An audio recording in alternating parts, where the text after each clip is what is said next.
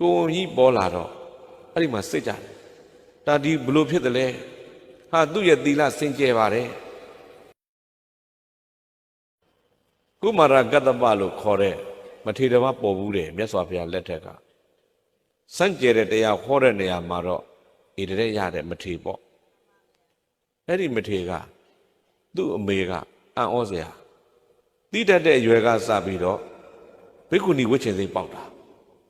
ငယ်ငယ်လေး9နှစ်10နှစ်ကလေးကအမေတို့ဖေတို့ကျမဘိက္ခုနီဝတ်ချင်တယ်ဝတ်ပေးမိဘနှစ်ပါးသဘောမတူဝတ်မပေး18 19 20လောက်ရောက်တော့သူတို့သဘောတူတဲ့ကောင်လေးနဲ့ကလေးမလေးပေးသားလိုက်တယ်အိမ်အောင်ကြပြီးတော့လေဒီကလေးမလေးကတခါသူ့မျိုးသားကိုဘိက္ခုနီမှာဝတ်ချင်တယ်ဝတ်ခွင့်ပြုပါဒါပဲထပ်တောင်းမိဘအိမ်မနေရလို့မျိုးသားနောက်တော့မျိုးသားလည်းဒါပဲထပ်တောင်းမျိုးသားကပြိဿရဲ့2 လ 3 လလောက်ပေါင်းပြီးတော့ gain သူကမှဘိက္ခုနီမှာဝတ်ချင်တယ်ဆိုတော့ခွင့်ပြုလိုက်တာခွင့်ပြုလိုက်တော့ပြိဿသွားပို့တဲ့เจ้าကဘယ်သူเจ้าဖြစ်တယ်လဲမေးဒေဝရတ်เจ้าဖြစ်တာဒေဝရတ်เจ้าဖြစ်တော့ဒီကလေးမလေးကနားမလဲဘူးဘိက္ခုနီမှာဝတ်ရပြီးရောဆိုပြီးတော့ထွက်လာခဲ့တာနည်းနည်းလေးနားတဲ့တမျိုးဖြစ်ရင်သီးခံဒေဝရတ်เจ้าရောက်မှသူ့မျိုးသားနဲ့တူတူနေခဲ့တဲ့ဇလန်းကအဲ့ဒီမှာပေါ်တာကိုကြီးပေါ်လာတော့အဲ့ဒီမှာစစ်ကြတယ်ဒါဒီဘလို့ဖြစ်တယ်လဲဟာသူ့ရဲ့သီလစင်ကြယ်ပါတယ်သူ့သီလစင်ကြယ်ချောင်းပဲသူပြောနိုင်တယ်ကျန်တာသူမပြောတတ်ဘူးအဲ့ဒါနဲ့ဒေဝရတ်အဖွဲ့ကနှင်ထုတ်တာနှင်ထုတ်လိုက်တော့ပြိဿငါရီမှတ်လာတာဒီဒေဝရတ်ကိုအာယုံပြုရီမှတ်ပြီးမှလာတာမဟုတ်ဘူးငါဖယားကိုအာယုံပြုပြီးလာခဲ့တာအဲ့ကြောင့်ငါ့ကိုဖယားစီပို့ပေးဆိုတော့ဇေတဝန်เจ้าရောက်သွားတယ်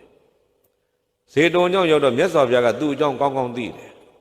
သိတော်လည်းပဲအခြားပုဂ္ဂိုလ်တွေတန်တရားကင်းအောင်အခြားပုဂ္ဂိုလ်တွေဆွဆွဲကြဲ့ရဲ့ခြင်းကနေလွတ်ရအောင်ဆိုပြီးတော့မြတ်စွာဘုရားရဲ့အံ့ဩစရာကောင်းတာက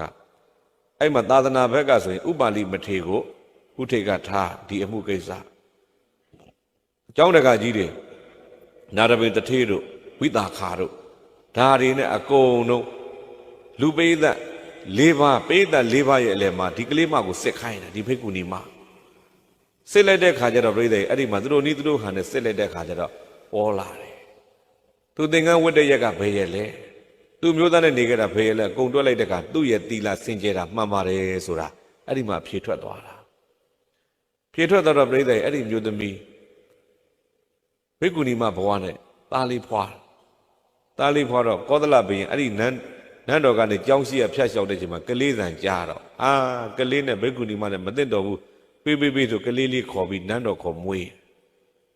ဘယင်ကမွေးသားတော့နာမည်ကကတ္တပဘယင်ကနေမွေးသားတော့ကုမာရကတ္တပဒီလိုဖြစ်တာ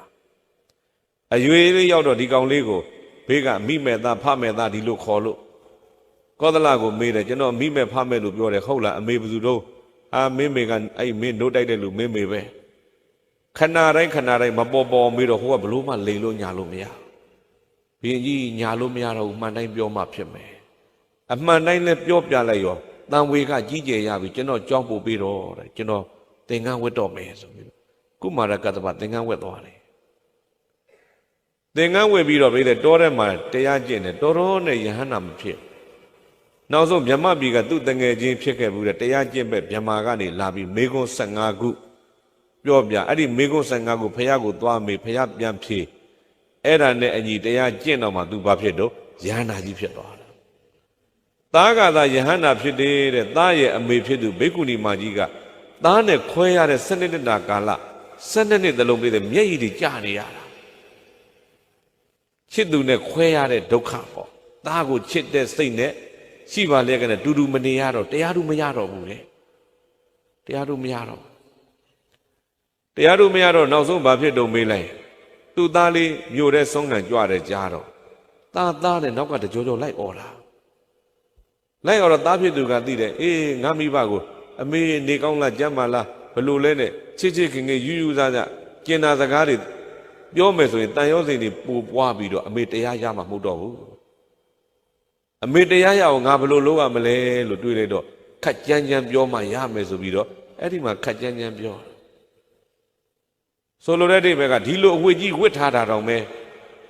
တန်ရောစိန်ရှိတုံးလားသားစိတ်များစိတ်မကုန်ဘူးလားဒါမျိုးတွေပြောလိုက်တာဟေးနှလုံးသားကြမ်းထမ်းလိုက်တာ ငါတော့သားဆိုပြီးချစ်လိုက်ရတာသူတော့ငါပေါ်မှာမချစ်ပါလားသူတော့မချစ်ဘဲနဲ့ငါချစ်နေရမလားလောကကြီးမှာကိုတရားကိုသာအားကိုးရအကောင်းဆုံးပဲဆိုကိုယ့်အကိုတရားကျင့်မယ်ဆိုတရားကျင့်ပြီးတော့အမေဖြစ်သူလည်းအဲ့ဒီမှာဘာဖြစ်တော့မေးယဟန္တာမကြီးဖြစ်သွားတာဟုတ်ပြီလားအမေဖြစ်သူယဟန္တာမကြီးဖြစ်သွားတော့တန်ဃာတော်ရှင်သူမြတ်တွေစီယုံကြီးကပြောကြဒေဝဓာတ်ဒေနာဒေဝဓာတ်သည်တဲ့ဥပနိဒေယသမ္မန္နော